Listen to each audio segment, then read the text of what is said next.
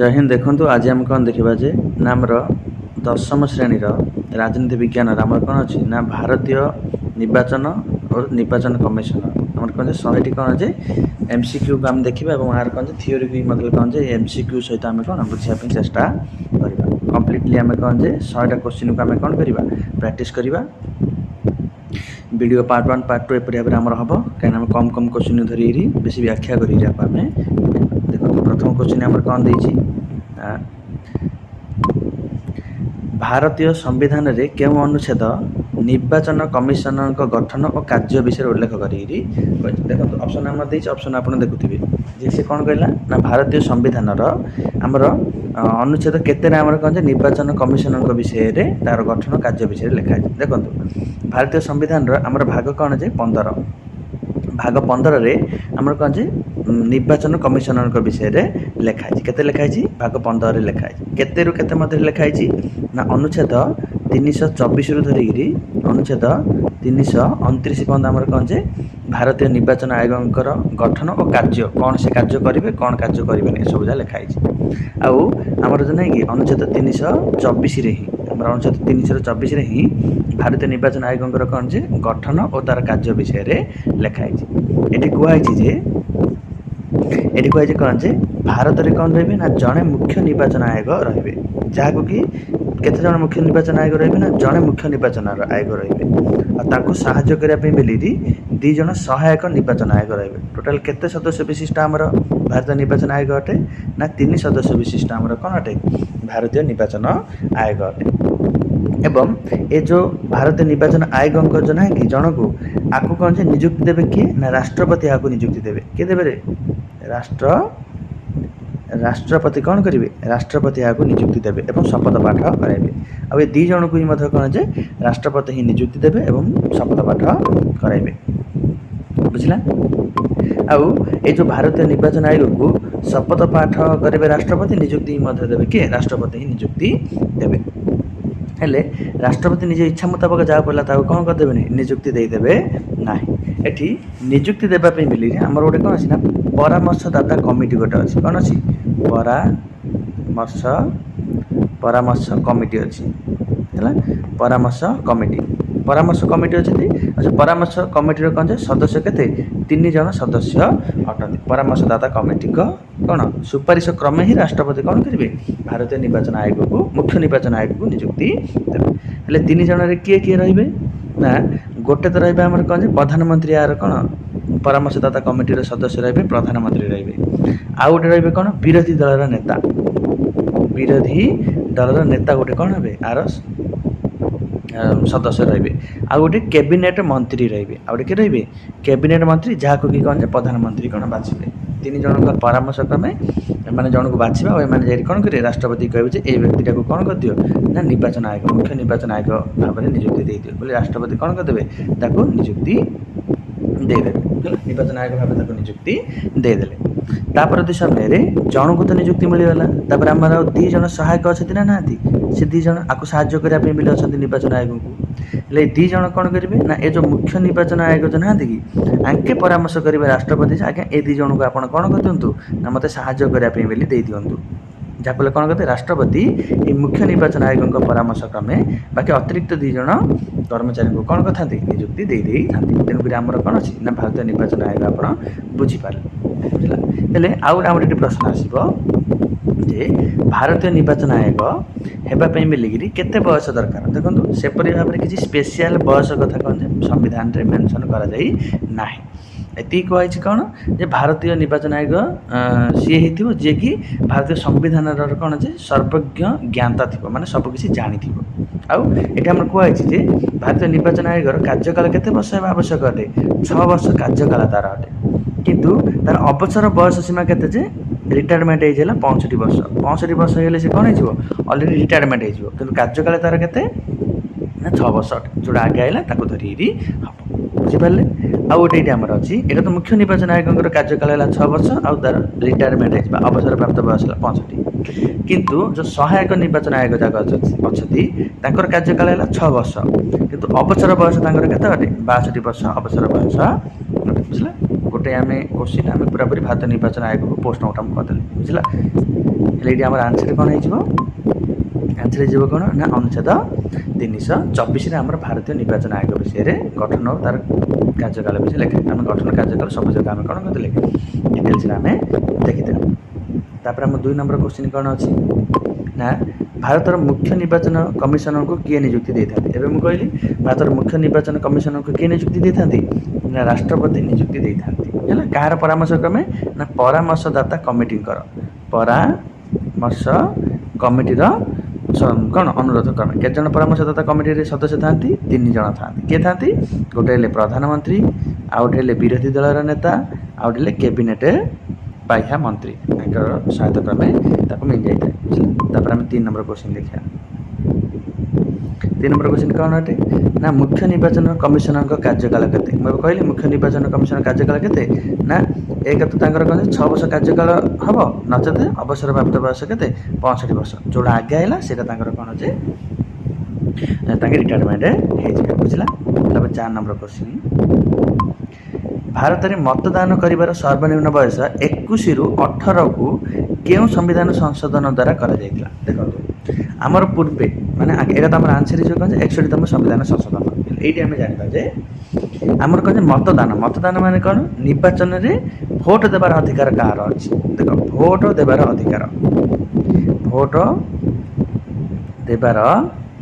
अधिकार आमर कहते बर्तमान केते अछि ना 18 वर्ष अटे भोट देवार अधिकार केते वर्ष अटे 18 वर्ष अटे किंतु एटा आगे आगे केते थिला ना 21 वर्ष थिला आगे केते थिला 21 वर्ष थिला किंतु बर्तमान केते अछि 18 वर्ष अछि ए 21 वर्ष रो 18 वर्ष को केबे आना हला ना 21 वर्ष रो 18 वर्ष को हमरा आना हला 61तम संविधान संशोधन करिबी केबे 61तम संविधान संशोधन 1988 मसिया रे करा हला 61तम संविधान संशोधन 1988 मसिया रे कराला आपको लागू कराला केबे 1999 मसिया रे लागू कराला आउ 21 वर्ष रो 18 वर्ष को हमने कोन करायला ना बयस को आनायला सेतले हमर प्रधानमंत्री के थिले ना राजीव गांधी प्रधानमंत्री थिले राजीव गांधी को प्रधानमंत्री थिबा समय रे निर्वाचन बयस रो कोन कराइतिला कम कराइतिला आउ एहा को ही एही निर्वाचन विषय रे हमर एही निर्वाचन विषय रे कोडा जो 18 वर्ष निर्वाचन विषय रे 18 वर्ष प्रत्येक भारतीय नागरिक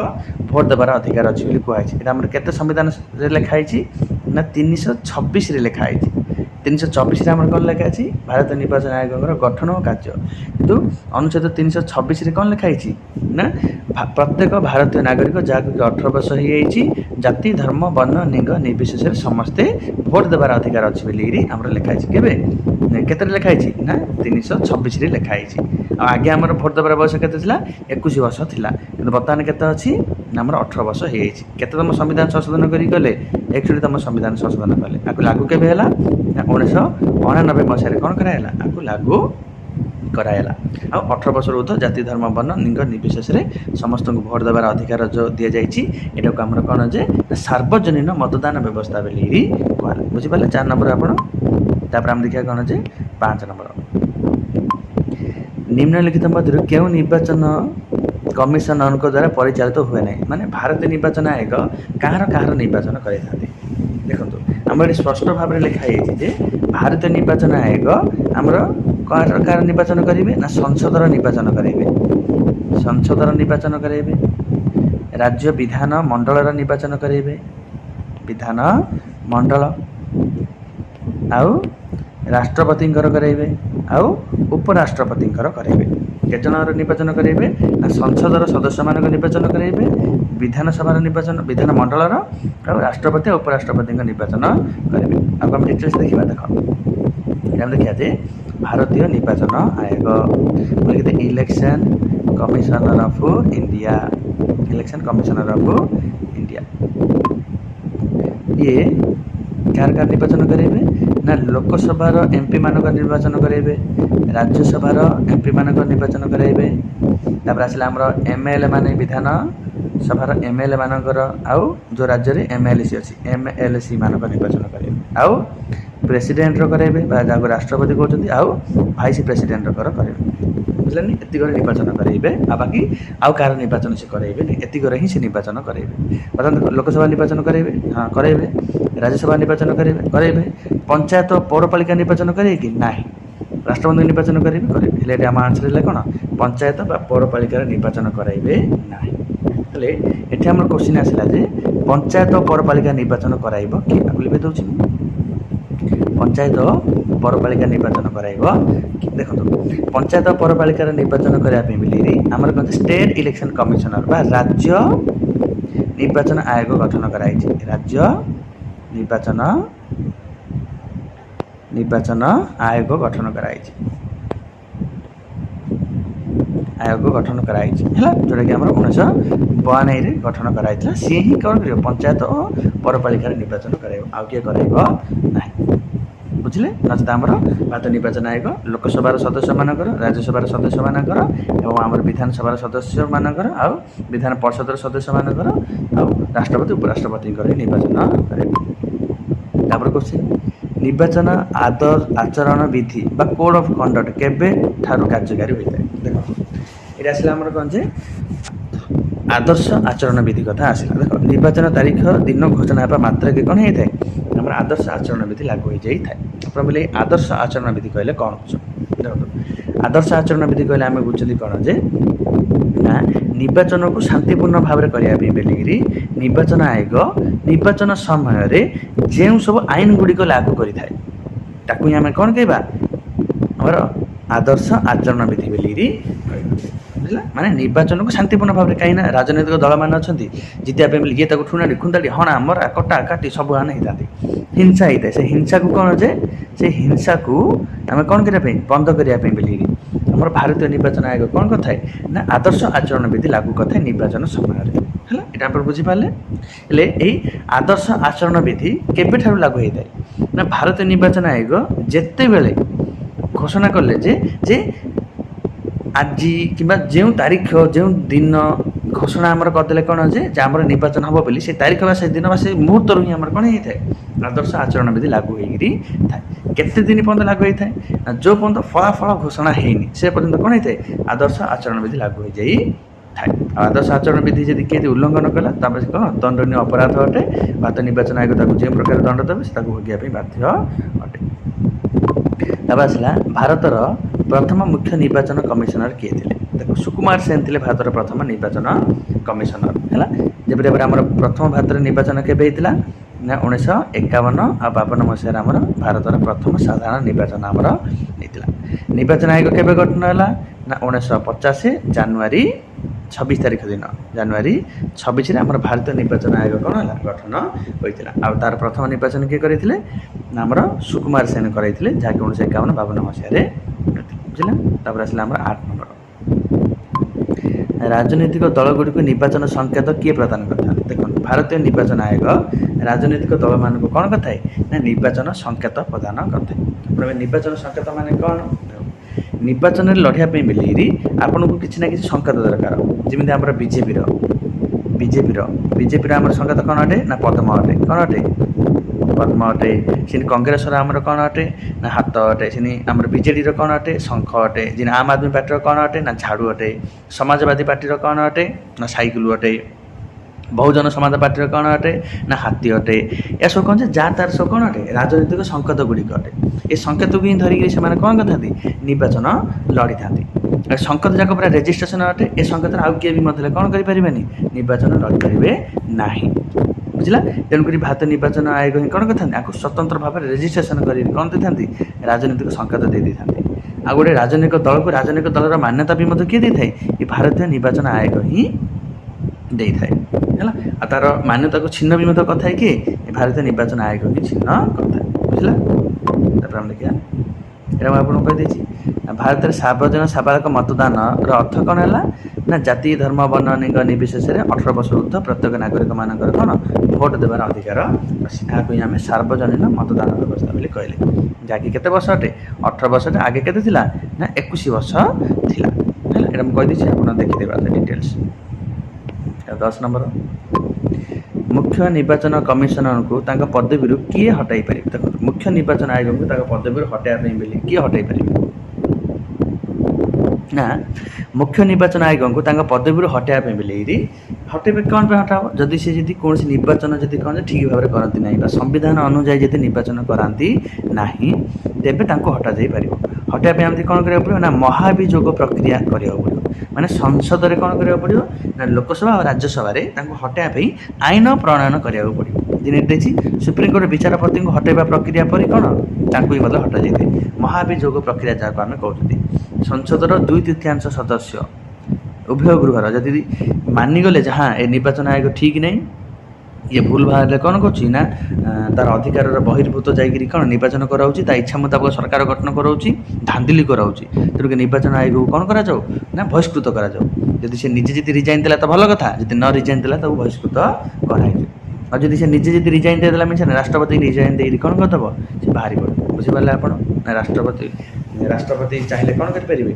तार रिजाइन को एक्सेप्ट कर कार्यकाल पूर्ण होगा पूर्व बाहर करेंगे कि जब से भाव नहीं बेले कौन कराब ना संसद उभय गृह लोकसभा राज्यसभा 2/3 सदस्य जब राजी होगले तेज हटाई भारतर प्रथम साधारण निर्वाचन क्यों मसीह अनुष्ठित होता है कहली मुझे 51-52 आमर कौन होता प्रथम निर्वाचन आमर होता जहाँकि आम सुकुमार सेन कराई आसला मतदाता परिचय पत्रर प्रचलन किए कराई मतदाता परिचय पत्र माने आप जानते भोट कार्ड कौन अटे भोट कार्ड ये फोटोटा थी देखी आप लिखाई भारतीय निर्वाचन आयोग ये ना गाँ फोटो सब लिखाई किए करते TN सेशन करते TN सेशन सुकुमार सेन तो भारतर प्रथम कौन अटंती ना आमर निर्वाचन आयोग अटंती राजीव गांधी तो ये प्रधानमंत्री थे BR आम्बेडकर संविधान प्रणेता अटंती ये आम किए जान सर TN सेशन आमर भारत कौन भोट परिचय पत्र जार कि जी देता है कौन तुम भोट देवा तुम कौन योग्य अट तुम भोट देवा 18 वर्ष है मानसी मैंने समस्त भोट कार्ड हो जाए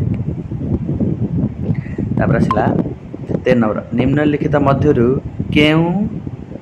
केउटी एक जातीय राजनीतिक दलर मान्यता पाइबापी एक शर्त अटे देखो जातीय राजनीतिक दल मानिक जाक आम कौन कहले नेशनल पार्टी बोली जाक आम कहते ये नेशनल पार्टी आम पार्टी विभिन्न प्रकार अच्छी राजनैतिक दल विभिन्न प्रकार अच्छी जी जातीय राजनैतिक दल राज्य बा आंचलिक राजनैतिक दल आउटा कौन स्वीकृति प्राप्त राजनैतिक दल या सब निजुक्ति या सब मान्यता किए दे थाए ना भारतीय निर्वाचन आयोग दे थाए जन को जातीय राजनैतिक दलर मान्यता केते मिल ना अति कम से कौन 4टा राज्य कौन कर ना राज्य दलर मान्यता पाई जाए कि 4टा दल जी से सरकार गठन कर दे थाए है तेज आम कौन से जातीय दलर मान्यता मिल जाए तेणुक आप जानते तो राजनैतिक दल बोली गोटे दल को किए मान्यता दब भारतीय निर्वाचन आयोग जातीय दल बोली किए दब मान्यता भारतीय निर्वाचन आयोग राज्य दल बोली किए दब भारतीय निर्वाचन आयोग सब जाक भारतीय निर्वाचन आयोग दब है तापर आसला इलेक्ट्रोनिक भोटिंग मशीन जहाँ आम कहले EVM प्रथम क्यों राज्य में कौन होता ना व्यवहार कराइला EVM माने कौन देखो यहाँ केरल आंसर है तो केरल आमर आंसर कौन हम देख EVM माने कौन से इलेक्ट्रोनिक भोटिंग मशीन बोली जाओ कहते आगे आम भोटिंग जहाँ कि भाव रोला ना बैलेट पेपर गोटे पेपरटी थी से पूरा घेरा घेरा थी ये तार कौन से राजनैतिक चिन्ह जहाँ थी आप जहाँ चाहिए कौन करेंगे ये कौन करेंगे स्टाम्प मारी कौन करेंगे चौदा करेंगे कौन करेंगे गोटे बाक्स थी से बाक्स कौन करदेवे आप गलई पलि आसे ये आम कहते बैलेट पेपर भोटिंग बोली कहते जोटा कि अधिक भोट कौन जे रिजेक्ट भी होता याफल आम भारतीय निर्वाचन आयोग कौन कला बोला कौन से ये बैलेट पेपर द्वारा गणवाटा भी बहुत समस्या होता है बहुत समय लगी है तेणुक से कौन कला ना EVM प्रचलन कला EVM है केवे फास्ट टाइम प्रचलन कराइला 2004 प्रचलन कराला आ संपूर्ण रूपे ये आरंभ होता कौन से केरल आरंभ होता या द्वारा कौन हम ना एपरी भाव गोटे कौन थी ना मशीन गोटे थी से राजनैतिक दल मान चिन्ह जहाँ थी से बटन टाक कौन करेंगे चिपिबे से टीकिना करेंगे चिपिबे जहाँ को आप पसंद से टीकिना चिपिबे जब आउ गोटे मशीन थी कौन करद आप भोट गणी रेडी रखिदेव परवर्ती समय कौन कर ना आम सहजरे गणा जापर है सरल मध्यम जहाँ आम कहले कंप्यूटर मध्यम भोटिंग करा केरल यहाँ कराइला 2004 मसीह आरंभ कराइला आसला 15 नंबर भारत में जातीय मतदान दिवस केबे पालन कर वेरी इंपोर्टेंट क्वेश्चन जातीय मतदान दिवस माने कौन ना जनवरी 25 शुणु नुई रे जनवरी 25 पार्टी का ना बहुत ଜାନୁଆରୀ 25 ତାରିଖରେ ଆମର କ'ଣ କରାହେଉଛି ନା ଜାତୀୟ ମତଦାନ ଦିବସ ପାଳନ କରାହେଉଛି। ଜାତୀୟ ମତଦାନ ଦିବସ ମାନେ କ'ଣ ବୁଝୁଛ ନା ଏଇ ତାରିଖ ଦିନ ଆମର କ'ଣ କରାଯାଇଥିଲା ନା ଭାରତୀୟ ନିର୍ବାଚନ ଆୟୋଗ କ'ଣ ହେଇଥିଲା ନା ଗଠନ ହେଇଥିଲା। ମୁଁ 26 କରିଥିଲି ଏଇଟା କ'ଣ ଯେ 1950 ଜାନୁଆରୀ 25 ତାରିଖ ଦିନ ଆମର କ'ଣ ହେଇଥିଲା ଭାରତୀୟ ନିର୍ବାଚନ ଆୟୋଗ ଗଠନ ହୋଇଥିଲା। ଆଉ ଭାରତୀୟ ନିର୍ବାଚନ ଆୟୋଗ ଯେଉଁ ଗଠନ ହେଲା ସେଠି ଆମେ କ'ଣ କହିଲେ ଜାନୁଆରୀ 25 ଆମେ ଜାତୀୟ ମତଦାନ ଦିବସ ରୂପେ ପାଳନ କରୁଛନ୍ତି। ତାପରେ ଆସିଲା ଆମର କ'ଣ ମୁଖ୍ୟ ନିର୍ବାଚନ କମିଶନଙ୍କ ବ୍ୟତୀତ ଅନ୍ୟ 2 ଜଣ ନିର୍ବାଚନ କମିଶନଙ୍କ ଶକ୍ତି ଓ ସମ୍ମାନ କାହା ସହିତ ସମାନ ଅଟେ। ସୁପ୍ରିମକୋର୍ଟ ବିଚାରପତି ମାନଙ୍କ ଯେପରି ଭାବରେ ତାଙ୍କେ ପଦ ମର୍ଯ୍ୟାଦା ପାଉଛନ୍ତି ବାକି ନିର୍ବାଚନ ଆୟୋଗ ସବୁ 3 ଜଣ ଯା ସମସ୍ତେ ବି ମତଲବ ସେପରି ପଦ ମର୍ଯ୍ୟାଦା ତାଙ୍କେ ଟିକେ ଦରମା ଭତ୍ତା ସବୁ ଯାକ ସେଇ ଟାଇପ୍ର ହିଁ ମିଳିବ। 17 ନିର୍ବାଚନ ସମୟରେ ଜିଲ୍ଲା ସ୍ତରରେ ମୁଖ୍ୟ ନିର୍ବାଚନ ଅଧିକାରୀ ବା ଡିଷ୍ଟ୍ରିକ୍ଟ ରିଟର୍ଣ୍ଣିଂ ଅଫିସର ଭାବେ କିଏ ନିଯୁକ୍ତି ପାଇଥାନ୍ତି। এটা যে আমার କ'ଣ ଯେ ଜିଲ୍ଲାପାଳ ଏଠି ଆସିଲା ଆମର ଗୋଟେ ଜିଲ୍ଲାର ମୁଖ୍ୟକୁ ବା ଜିଲ୍ଲାର ମୁଖ୍ୟ କିଏ ଅଟେ ନା ଜିଲ୍ଲାପାଳ ହେଲା କ'ଣ ଯେ ଜିଲ୍ଲାର ମୁଖ୍ୟ ହେଲେ ଏଇ ଜିଲ୍ଲାରେ ଆମର କ'ଣ ହେଇଥାଏ ଯାହାକୁ ଆମେ କହୁଛନ୍ତି କଲେକ୍ଟର ବୋଲି କହୁଛନ୍ତି। କଲେକ୍ଟର ହେଉଛି କ'ଣ ଆମର ଜିଲ୍ଲାର ମୁଖ୍ୟ। ଯେତେବେଳେ ଆମର କ'ଣ ହେଇଥାଏ ନା ଇଲେକ୍ସନ୍ ହେଇଥାଏ ସେତେବେଳେ କ'ଣ ହେବ ନା ଫର୍ମ ଫିଲ୍ଅପ୍ ଆମର ଯେ କିଏ ଆମର ପ୍ରାର୍ଥୀ ହେବା ପାଇଁ ଯୋଗ୍ୟ ଅଟେ କିଏ ଯୋଗ୍ୟ ନାହିଁ। ହେଲେ ତାର ସେ ଫର୍ମଟାକୁ କ'ଣ କରାଯାଇଥାଏ ନା ଭେରିଫିକେସନ୍ କରିବା ପାଇଁ ମିଳିକିରି ଭାରତୀୟ ନିର୍ବାଚନ ଆୟୋଗ ଜିଲ୍ଲାର କଲେକ୍ଟରକୁ କ'ଣ କରିଥାଏ ରିଟର୍ଣ୍ଣିଂ ଅଫିସର ଦାୟିତ୍ୱ ଅତିରିକ୍ତ ଭାବରେ ଦେଇଥାଏ। ହେଲେ ଯେତେବେଳେ ଆମର ଲୋକସଭାର MP ମାନଙ୍କର ଇଲେକ୍ସନ୍ ହେବ ସେତେବେଳେ ଭାରତୀୟ ନିର୍ବାଚନ ଆୟୋଗ ଆମର କ'ଣ ଯେ ଜିଲ୍ଲାପାଳକୁ ରିଟର୍ଣ୍ଣିଂ ଅଫିସର ଦାୟିତ୍ୱ ଦେଇଦେବ। ଆଉ MP MLA ମାନେ କ'ଣ କରିବେ MP ମାନେ କ'ଣ କରିବେ ଆଙ୍କ ପାଖେ ଯାଇ ନିଜର ଫର୍ମକୁ କ'ଣ କରିବେ ଭରଣ କରିକିରି ତାକୁ ଭେରିଫିକେସନ୍ କରାଇବେ। ଆଉ ଯେତେବେଳେ MLA ମାନଙ୍କର କ'ଣ ହେବ ନା ନିର୍ବାଚନ ହେଉଥିବ ସେତେବେଳେ କ'ଣ ଯେ ଆମର ଯେଉଁ ଉପଜିଲ୍ଲାପାଳ କେତେ ଉପଜିଲ୍ଲାପାଳ ପାଖକୁ ଯାଇକି ନିଜର ଫର୍ମକୁ ଭେରିଫିକେସନ୍ କରାଇବେ ଏବଂ ତାଙ୍କ ଅଣ୍ଡରରେ ଏମାନେ ତାଙ୍କେ ନିର୍ବାଚନ ଏମାନଙ୍କର କରାଇବେ। ରିଟର୍ଣ୍ଣିଂ ଅଫିସର କିଏ ଥାଏ ନା ଗୋଟେ ଜିଲ୍ଲାର ମୁଖ୍ୟ ନିର୍ବାଚନ ଅଧିକାରୀ ଥାଏ। ତାଙ୍କ ମୁତାବକ ହିଁ ସେ ଜିଲ୍ଲାରେ ନିର୍ବାଚନ କାର୍ଯ୍ୟ ପରିଚାଳିତ ହୋଇଥାଏ। ହେଲା ଆଉ MP ମାନଙ୍କ ବେଳକୁ ଜିଲ୍ଲାପାଳ ରିଟର୍ଣ୍ଣିଂ ଅଫିସର ଦାୟିତ୍ୱରେ ଥାନ୍ତି। MLA ମାନଙ୍କ ବେଳକୁ ଉପଜିଲ୍ଲାପାଳ ଏହାର ଅଧିକାରରେ ଥାନ୍ତି। ନିର୍ବାଚନରେ ନୋଟା ବା ନନ୍ ଅଫ୍ ଦ ଏବଭ୍ ବିକଳ୍ପ ପ୍ରଥମେ କେବେ ବ୍ୟବହାର କରାଯାଇଥିଲା 2013ରେ ବ୍ୟବହାର କରାଯାଇଥିଲା। ନନ୍ ଅଫ୍ ଦ ଏବଭ୍ ମାନେ କ'ଣ ନା ଦେଖିଲେ ଯେ ଆମେ କ'ଣ ଯେ ନା ଆମର କ'ଣ ଯେ ଗୋଟେ ନିର୍ବାଚନରେ ଆମର କ'ଣ ଯେ ଏ ବେଲି ଗୋଟେ କ'ଣ ଅଛି ପ୍ରାର୍ଥୀ ଛିଡ଼ା ହେଇଛି ବି ବେଲିରେ କ'ଣ କରାଯାଇଛି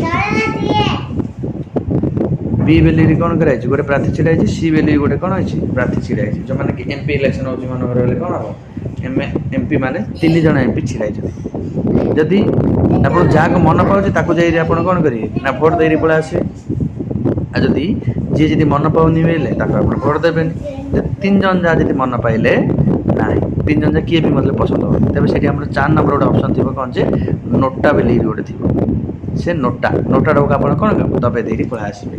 ଯାହାଫଳରେ ଆପଣ କ'ଣ ଯେ ଆପଣ ସେଠି କ'ଣ ଭାରତୀୟ ନିର୍ବାଚନ ଆୟୋଗ କହୁଛନ୍ତି ଯେ ଆପଣ ଯେଉଁ ଏ 3 ଜଣଙ୍କୁ ଯେଉଁ ଛିଡ଼ା କରୁଛନ୍ତି ଏମାନଙ୍କୁ କାହାକୁ ହେଲେ ମୁଁ କ'ଣ କରୁନି ପସନ୍ଦ କରୁ ନାହିଁ ତେଣୁକରି ଲିରି କହୁଛନ୍ତି। ଆଉ କୌଣସି ପ୍ରକାର କ'ଣ ଫାଇଦା ନଥାଏ ଖାଲିରେ ଖାଲି କରାହେଇଥାଏ।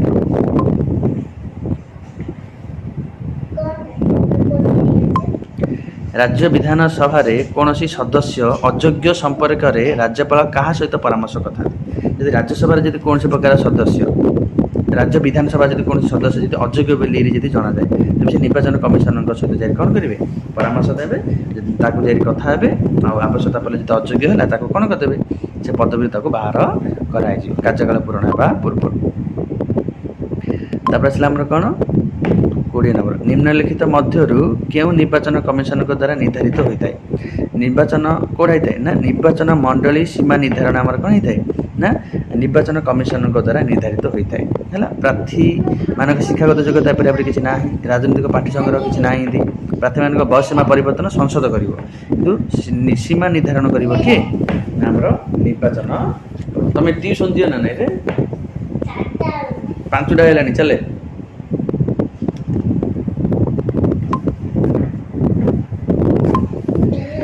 ଭାରତୀୟ ସମ୍ବିଧାନରେ କେଉଁ ଅନୁଚ୍ଛେଦରେ ବୟସ୍କ ମତଦାନ ବ୍ୟବସ୍ଥା ଲେଖାଯାଇଛି? ଏଇଟା ଆଗରୁ ଆଗ ଦେଇଛି 326 ଧାରା ବିଷୟରେ ଆମର ଲେଖାଯାଇଛି ଯେ ସାର୍ବଜନୀନ ମତଦାନ ବ୍ୟବସ୍ଥା ବିଷୟରେ ଲେଖାଯାଇଛି। ତାପରେ 22 ନିର୍ବାଚନ କମିଶନର କିପରି ଏକ ସଂସ୍ଥା? ନିର୍ବାଚନ ଏକ କ'ଣ ସାମ୍ବିଧାନିକ ସଂସ୍ଥା ଅଟେ।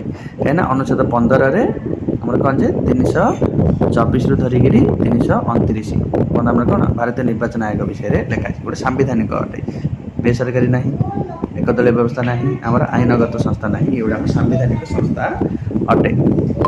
ସମ୍ବିଧାନରେ ଯାହା ଲେଖାଯାଇଛି ତା ଅନୁଯାୟୀ ସେ କ'ଣ କରିବ? କାର୍ଯ୍ୟ କରିବ। ଭାରତରେ ନିର୍ବାଚନ ପ୍ରକ୍ରିୟା କାହା ଦ୍ୱାରା ନିୟନ୍ତ୍ରିତ ହୋଇଥାଏ? କିଏ ନିର୍ବାଚନ କରିଥାଏ? ନିର୍ବାଚନ କମିଶନର ନିର୍ବାଚନ କରିଥାଏ। ପ୍ରଧାନମନ୍ତ୍ରୀ ନାହିଁ, ଗୃହମନ୍ତ୍ରୀ ନାହିଁ, ରାଷ୍ଟ୍ରପତି ନାହିଁ, ନିର୍ବାଚନ କମିଶନର ନିର୍ବାଚନ କରାଇଥାଏ। ତାପରେ ଭାରତରେ ପ୍ରଥମ ସାଧାରଣ ନିର୍ବାଚନ ସମୟରେ କେତୋଟି ଲୋକସଭା ଆସନରେ ନିର୍ବାଚନ ହୋଇଥିଲା? ନା 449। ପ୍ରାଥମିକ ସ୍ତରରେ ଆମର କ'ଣ ଥିଲା? 499ଟି ହିଁ ଆସନ ଥିଲା। କିନ୍ତୁ ବର୍ତ୍ତମାନ ଆମର କେତେଟା ଅଛି? ବର୍ତ୍ତମାନ ଆମର ଲୋକସଭା ଆସନ କେତେଟା ନିର୍ବାଚନ ହେଉଛି? ନା 543ଟା ନିର୍ବାଚନରେ ହେଉଛି। 543ଟା ଆସନରେ କେତେଟା ଆସନରେ? 543ଟା ଆସନରେ ଆମର କ'ଣ ହେଉଛି? ନା ବର୍ତ୍ତମାନ ନିର୍ବାଚନ ହେଉଛି। ଆଗେ କେତେଟା ରହୁଥିଲା? ନା 449 ପ୍ରଥମରେ ଯେଉଁ ଆମର ଯେଉଁ 1951 ଆଉ 52 ମସିହାରେ ହେଇଥିଲା।